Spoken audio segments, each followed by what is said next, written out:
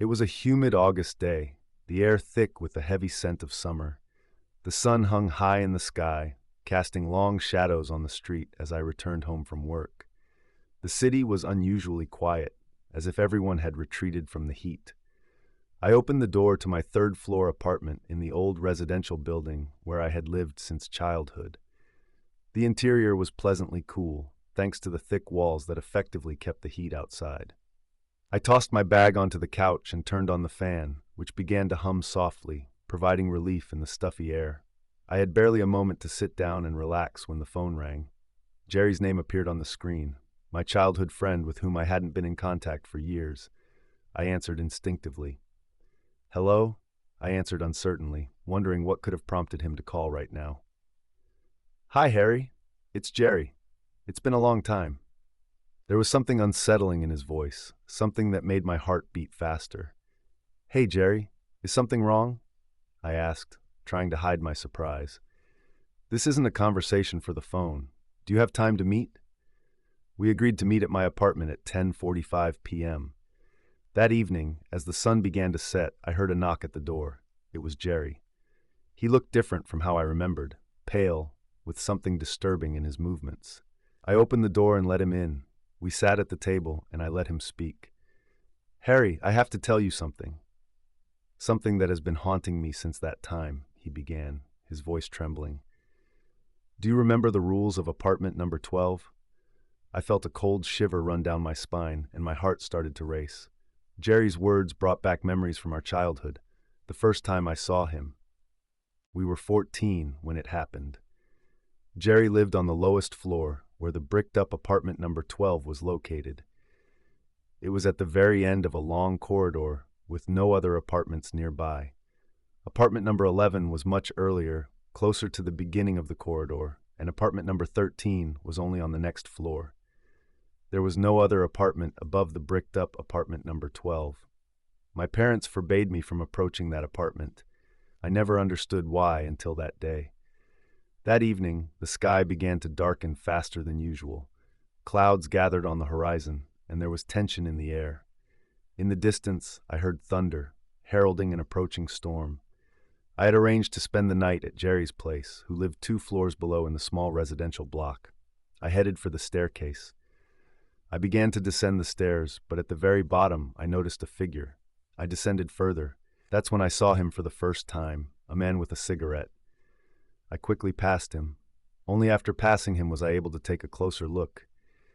He was standing on the staircase, his face pale, his eyes deep set, staring at me, or so it seemed. After a moment, he moved toward me. I quickened my pace, but before I realized it, he was already behind me. I feared what he might do, but he passed me, heading toward the door marked number 12. I watched as he approached the bricked-up apartment. Then something happened that I will never forget. The man with the cigarette stopped right in front of the door. Slowly, he reached for the handle. My eyes widened in fear and disbelief. The concrete wall vanished as if it had never been there. The man casually walked inside and closed the door behind him. A moment later, Jerry saw me through the peephole and invited me in. I didn't immediately tell him what I had witnessed. It wasn't until several minutes later, when we were alone in his room, that I recounted the incident with the mysterious man. He didn't hide his excitement and suggested that we go there the next day, knowing that his parents wouldn't allow us to go anywhere so late. We agreed on 3 p.m. the following day. In the morning, we had breakfast, and I left his apartment, my mind preoccupied with thoughts of the mysterious man with the cigarette and apartment number 12. As the appointed hour approached, my heart began to race. I entered the staircase, and the atmosphere was strangely tense. When I reached the bottom, I saw Jerry waiting for me. Together, we cautiously approached the apartment. Jerry reached for the handle, but all we saw was a concrete wall. The apartment was bricked up. Jerry accused me of lying, his excitement turning to anger. Suddenly, he stopped, standing still and staring at something behind me. I immediately turned around. There he was. The man with the cigarette stood right behind us, staring straight at the door of apartment number 12. I had never seen him blink. Suddenly, without taking his eyes off the door, he pulled something from his coat, a rolled-up piece of paper, which he extended toward me. Hesitantly, I took it from his hand, and almost immediately he turned and walked toward the staircase. I stood there, stunned, as the man with the cigarette handed me the paper and silently walked away. Jerry, noticing my inaction, suddenly snatched the paper from me and began to read it. Only when Jerry grabbed the paper and started analyzing its contents did I join him. The contents were handwritten, but it was clear that it had been written in a hurry. The letters were uneven, sometimes crooked, as if the writer's hands were trembling, trying to keep up with their thoughts. Some words were barely legible, smudged by the quick movement of the pen. The content of the note read as follows: Rules of apartment number 12. Remember, before you decide to explore apartment number 12, think twice. Rule 1. You can only enter the apartment between 11 p.m. and 3 a.m. This is the only known way to access this apartment. Rule 2. When the clock strikes 3 a.m., you will have 5 minutes to leave the apartment. If you don't, you will notice that where the door should be, there is only a concrete wall. You will be trapped. If this happens, follow Rule 3. Rule 3. If you are trapped in apartment number 12, know that your chances of survival are slim. After a moment, you will hear wailing coming from the bedroom, growing louder with each passing second. Hide as quickly as possible and pray that it doesn't find you. You will be able to leave the apartment again at 11 p.m. Rule 4. Between 11 p.m. and 3 a.m., you can move freely around the apartment. However, remember that if you enter any room other than the one with the exit, always close the door behind you after leaving that room. Do not re-enter that room. If you do not follow this rule, you will soon hear a quiet wailing, and the apartment's exit door will slowly begin to close. Run to the exit as fast as you can. There might still be hope. Rule 5. In 1967, a woman with long black hair named Isabella was brutally murdered in the bedroom of this apartment. She was skinned and cut into pieces. After this incident, no one wanted to live in the apartment, and the building authorities decided to brick it up. However, for reasons unknown to me, the apartment can be accessed during the previously mentioned hours. So remember, if you hear quiet wailing, know that it's Isabella. Don't look at her. Don't turn around. She hates being watched, hates being judged. Rule 6. Don't scream. It will only hasten your painful death. Rule 7. Never turn on light-emitting objects between 11:59 p.m. and 3 a.m. She is drawn to light. After reading the rules, Jerry couldn't hide his excitement. His eyes sparkled, and a smile betrayed his growing adrenaline. "We have to go there," he said firmly. We agreed to go to the apartment at 11 p.m. We told our parents that we were spending the night at our friend Ben's place on the second floor to study for an important math exam. They didn't mind, as it wasn't the first time we had stayed at Ben's. When the night came, the clock read 10:55 p.m., and with hearts pounding, we tried to sneak out of Ben's apartment. Unfortunately, our footsteps woke him from his sleep. Groggy and confused, he asked where we were going. We told him about apartment number 12 and the rules written on the note. Ben frowned as he read the hastily written list of rules, then burst out laughing, unable to believe our story. But Jerry insisted, urging him to come with us and see for himself. "I don't believe you, but it wouldn't hurt to check," he finally said, visibly intrigued. "I'm going with you." Jerry nodded in agreement. The darkness of the night enveloped us, and excitement and tension grew with every step that brought us closer to apartment number 12. As we stood in front of the apartment, we made sure the corridor was empty, then Jerry reached for the door handle.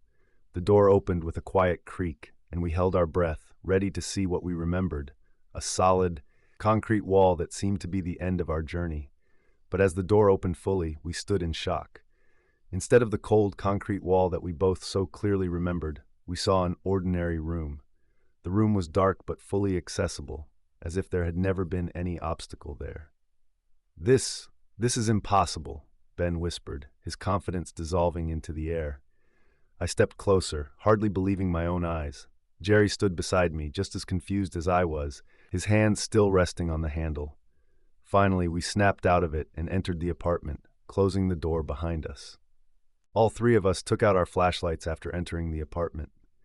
The first thing that caught our eye after turning them on was the damage. The walls were covered with a thick layer of mold, its dark stains spreading along the rotten surfaces. In some places, the plaster had completely fallen off, revealing the raw brick underneath, and some areas were literally eaten away by moisture. For a moment, I thought I could smell the sickly sweet odor of rotting wood and fungus, which made me nauseous.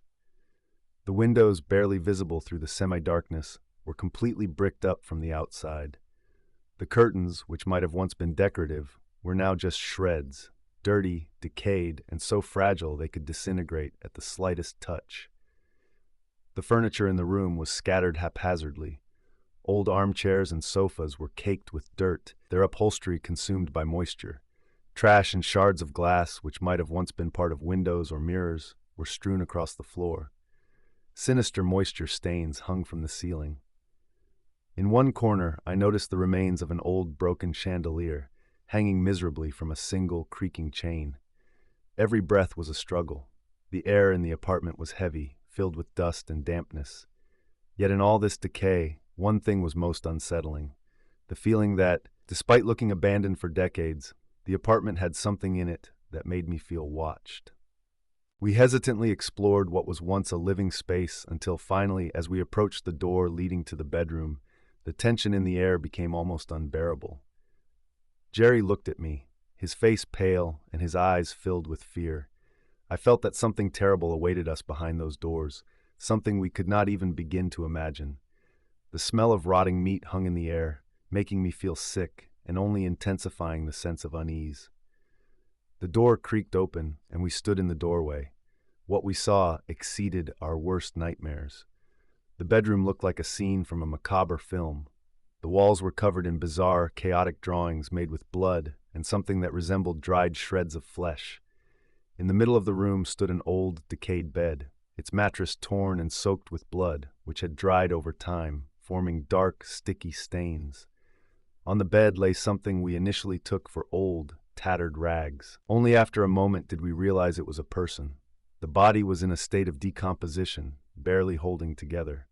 It was scarred, and in some places its limbs were cut off. Its eyes, empty and lifeless, seemed to be staring straight at us. Then I realized who I was looking at. I was looking at Isabella. I ran out of the room as fast as I could.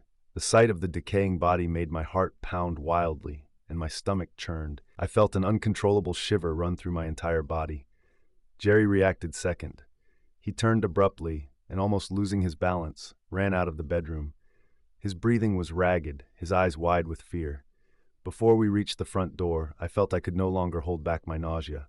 I stopped, doubled over, and vomited onto the floor. My body trembled. I also noticed that, for some inexplicable reason, the apartment door was open. Moments later, Ben ran out of the bedroom, asking what the hell that was. I didn't listen because I realized something that froze the blood in my veins. Ben had not closed the bedroom door behind him. Then I heard it, a faint, almost inaudible wail coming from inside the bedroom.